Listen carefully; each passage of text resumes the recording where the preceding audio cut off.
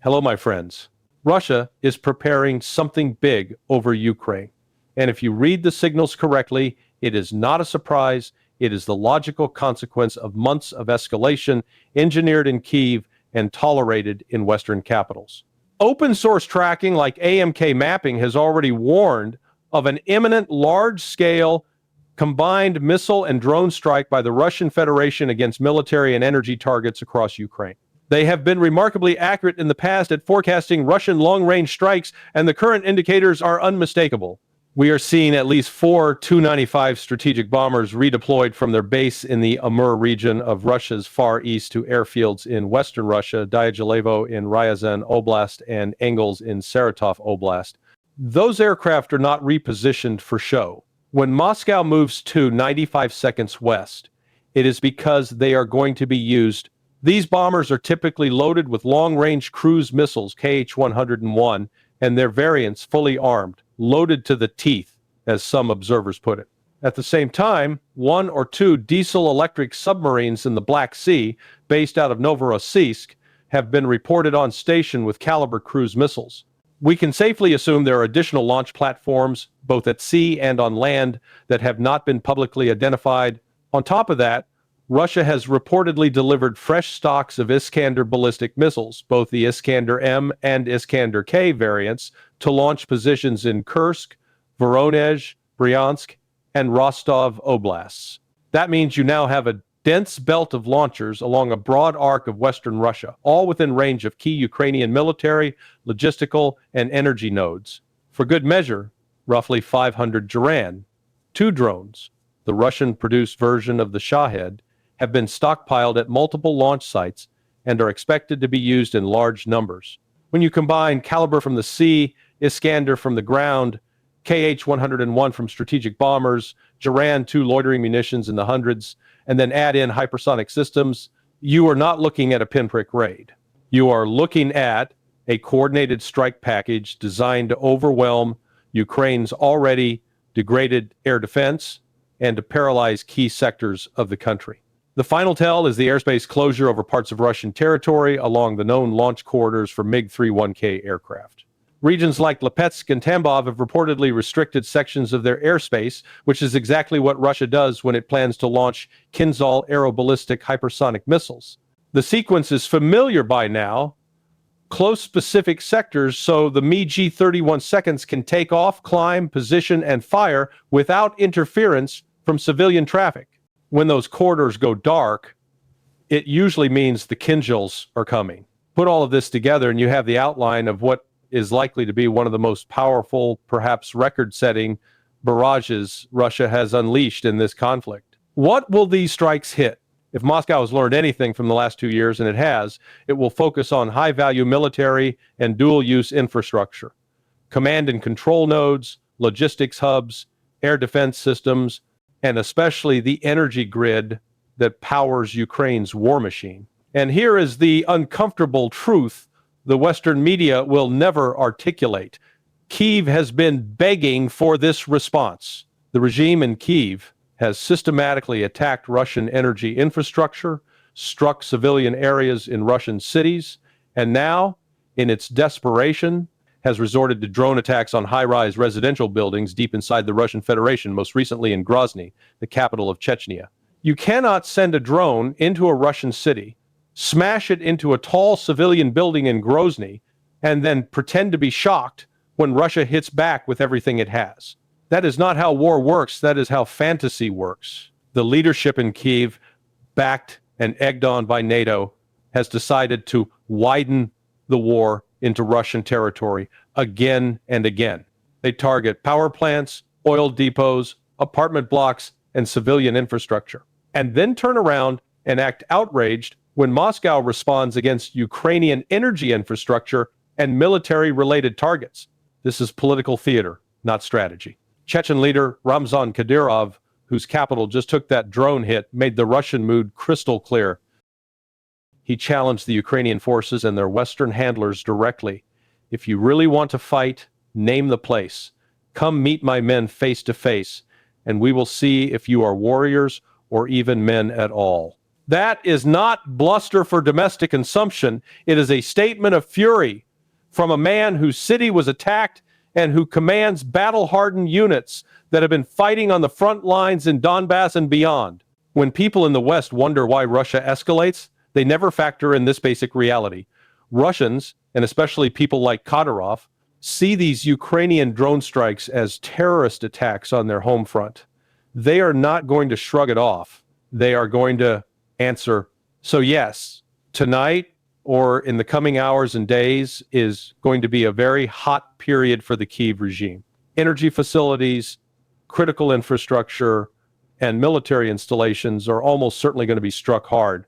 And we already know what the next act of the Western script will look like. Tomorrow, the usual chorus of politicians, pundits, and NGO mouthpieces in Europe and North America will line up on camera to weep for Ukrainian democracy, to denounce Russian aggression, and to demand more sanctions, more weapons, and more money. They will tell you that Russia woke up one morning and decided to be evil again.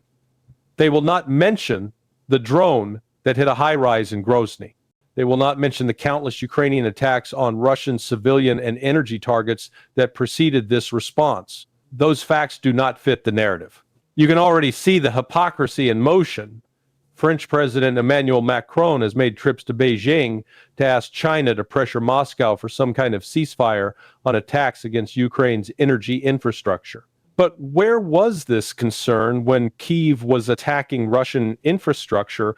Where was the call to restrain Zelensky and his team before they hit Grozny or other Russian cities? Now, after months of escalation from the Ukrainian side, Western leaders want to cry over the inevitable Russian response. If you want to stop the attacks on Ukrainian power plants, there is a simple path. Stop using Ukraine as a proxy to attack Russia and sit down for serious negotiations. Instead, they chose the opposite. And inside Ukraine itself, the political class knows the ship is taking on water. Reports that a former head of the presidential office is facing new charges and may be preparing to flee the country are not random gossip. They are a symptom. When senior insiders start looking for exits, the metaphor writes itself. The rats are leaving the sinking ship. It is never advisable to be on the same boat as such people in a storm. When things get rough, they jump first. While Western media will obsess about Russian missiles, almost no one in Europe or the United States will tell you the other half of the story.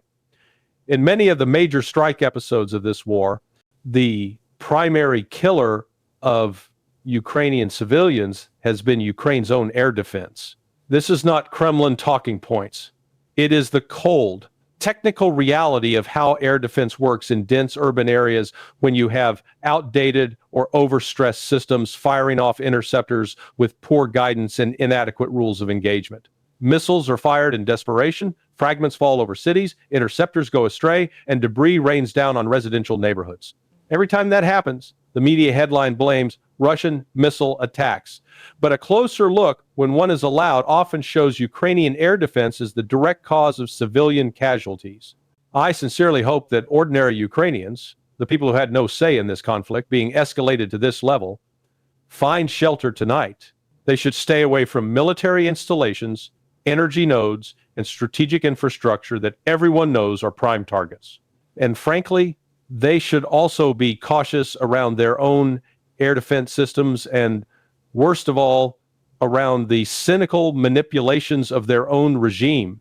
There have been credible instances where Kyiv's leadership has been willing to put its own civilians in harm's way, or even to strike its own people, in order to generate shocking images for Western media to sell tragedy and secure more money and weapons from abroad.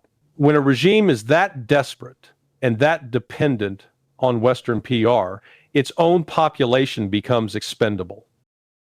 The coming strike, if it unfolds as the indicators suggest, will be powerful, perhaps unprecedented in scale, but it is not irrational. From Moscow's perspective, this is the predictable response to a pattern. Kyiv attacks Russian territory, Kyiv hits Russian energy infrastructure, Kyiv sends drones into Russian cities, and NATO applauds. At some point, Russia stops playing whack-a-mole and delivers a comprehensive blow designed to degrade the enemy's capacity to wage war. That is not madness. That is basic strategic logic. This logic extends beyond the battlefield in Ukraine. Russia understands that it is in a de facto war with NATO, yet it has continued to sell critical supplies to Western countries, nuclear fuel to the United States, natural resources to Europe, components and technology to various Western economies. Many in the Western commentariat find this contradictory. In fact, it is ruthlessly rational. Moscow's view is that the priority is the well-being and development of its own population. If selling uranium, gas, oil, or other resources to the very countries that are arming its enemy helps fund Russia's defense and reconstruction, then so be it. Money is money. The ruble does not care whether it came from Berlin, Washington, or Beijing. This kind of pragmatism is precisely what many of Russia's partners in the global South are learning from, while Western elites cling to ideological fantasies and moral posturing. Russia behaves like a serious state engaged in serious power politics.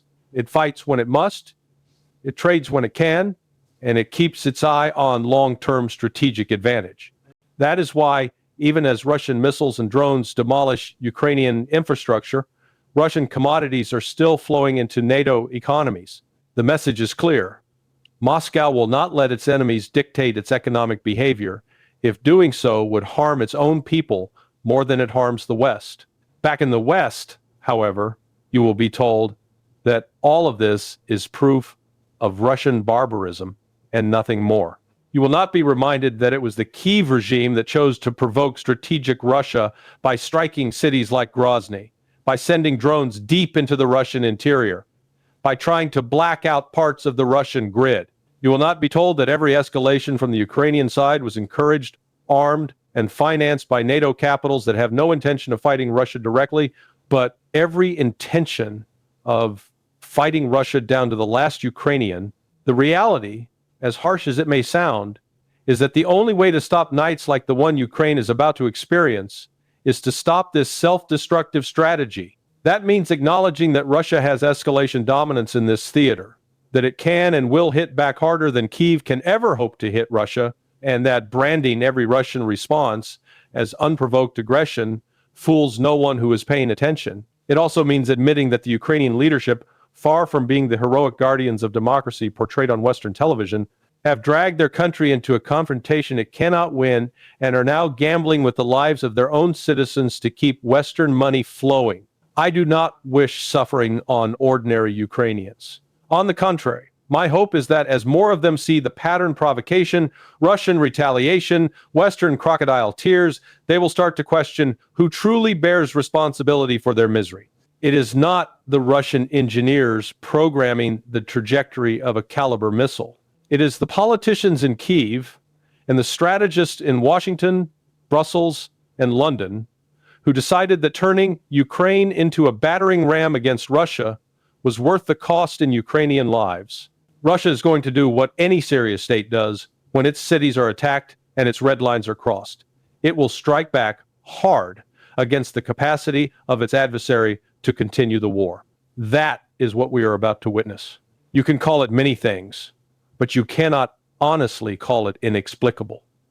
It is the consequence of choices made in Kyiv and in NATO capitals. And until those choices change, until someone in the West has the courage to say enough and to pursue a settlement that reflects military and political reality, nights like this will continue. No matter how many politicians go on television tomorrow to cry for a Ukraine they themselves have condemned to be a battlefield. If you step back from the nightly noise and look at the trajectory of this conflict, you see something even more profound than missiles and drones.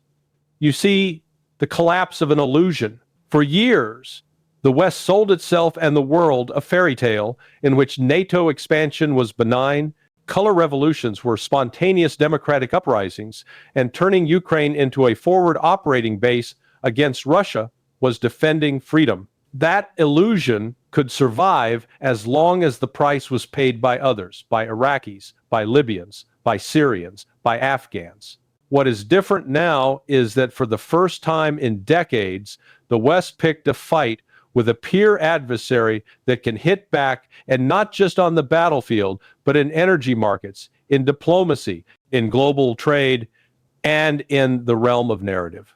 The Western story about Ukraine has already unraveled inside the corridors of power, even if the public hasn't been told yet. In Washington, Brussels, Berlin, and Paris, officials know that the promised strategic defeat of Russia has not happened and will not happen.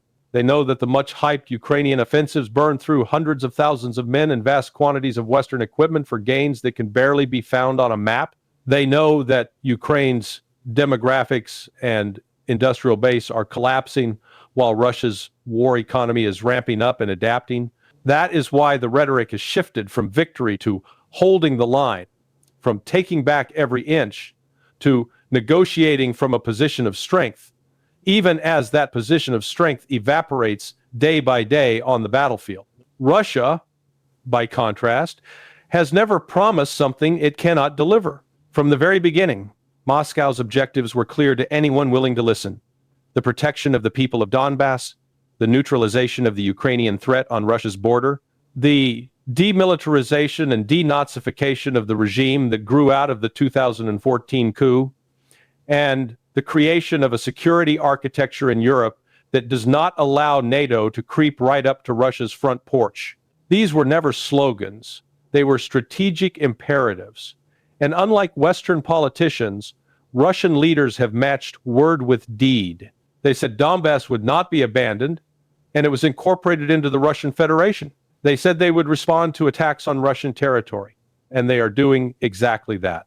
They said they would not allow NATO to turn Ukraine into a permanent knife at Russia's throat, and they are systematically dulling that knife. This is what the West refuses to admit publicly. There is no way back to February 2022, and there is certainly no way back to 2014. The map has changed. The balance of forces has changed. The psychology of the Russian state and society has changed. The fantasy of rolling back Russia, of breaking it apart or forcing it to accept NATO bases 6 minutes from Moscow, belongs to the same delusional mindset that thought you could bomb Serbia, dismantle Libya, partition Syria, and expand endlessly eastward without ever paying a price. That era is over. Russia has drawn a red line in Ukraine not only for itself, but for the entire emerging multipolar world. The message is simple. There are limits to Western aggression, and those limits can be enforced. On the ground, that enforcement is playing out in ways that Western audiences are rarely allowed to see. Ukrainian mobilization has become a grisly lottery in which men of fighting age are hunted in the streets, dragged from buses, seized at workplaces, and shipped to the front after minimal training to plug gaps in shattered units. Morale is collapsing, not because Ukrainians are cowards, but because they understand they are being used as expendable material in a war they cannot win for interests that are not their own. The longer Kyiv insists on throwing bodies into a meat grinder while pretending that victory is just one more package of Western weapons away, the more its legitimacy erodes even among those who once believed. Meanwhile, Russia is fighting a different kind of war. Methodical, attritional, grounded in the understanding that time and material are on its side. Moscow does not need to conquer every town in Western Ukraine. It needs to destroy Ukraine's capacity to function as a NATO proxy. That means grinding down its army, crippling its logistics, breaking its air defense, and ensuring that any attempt to resuscitate Ukraine as an anti-Russian battering ram will be prohibitively expensive and politically toxic in Western capitals. Every depot destroyed, every rail hub taken out, every energy node disabled is a step toward that strategic goal. And every Russian strike that exposes the fragility of Ukraine's infrastructure also exposes the fragility of the Western narrative. This is why you are now hearing, in low voices, talk of frozen conflicts, armistices, Korean solutions, and no-fault peace plans. The same politicians and pundits who once swore that not one square meter could be ceded to Russia are quietly gaming out scenarios that recognize the new realities on the ground. Russian control over Donbass and the land bridge to Crimea, a demilitarized rump Ukraine, and some form of neutrality imposed not by NATO goodwill, but by sheer exhaustion. They will package this as a brave compromise for peace, but in truth, it will be an admission that their attempt to break Russia through Ukraine has failed. From Moscow's vantage point, the endgame is clear. Ukraine will either accept a negotiated settlement that reflects military reality, or it will continue to be dismantled piece by piece until it has no choice. The West can either acknowledge that Russia has legitimate security interests and must be treated as a sovereign power, or it can cling to its imperial reflexes and watch its influence erode further across the globe. In Latin America, Africa, the Middle East, and Asia, leaders are watching this conflict closely, not just the military outcomes, but the moral and political ones. They see a West that lectures about international law while ignoring it, that cries about borders in Europe while redrawing them elsewhere at will, that invokes human rights while backing regimes that shell civilians and ban opposition parties. In contrast, they see Russia standing alongside countries like China, Venezuela, and others who have been targeted by unilateral Western sanctions, saying enough of coercive measures dressed up as rules-based order, enough of weaponized finance and selective outrage, enough of the idea that one bloc, led by Washington, gets to decide who is sovereign and who is not. That is why Moscow's stance on Ukraine resonates far beyond Europe. It is not just about Russian security. It is about the right of states to exist outside Western tutelage. None of this means that Russia is perfect or that its leaders are infallible. It means something simpler and more important. In this conflict, Russia is the side forced to defend its own territory, its own people, and the basic principle that great powers cannot be encircled and strangled with impunity. You do not have to romanticize Moscow to understand that its core demands no NATO in Ukraine, protection for the Russian-speaking population of Donbass, a halt to the weaponization of a neighboring state are not extremist fantasies.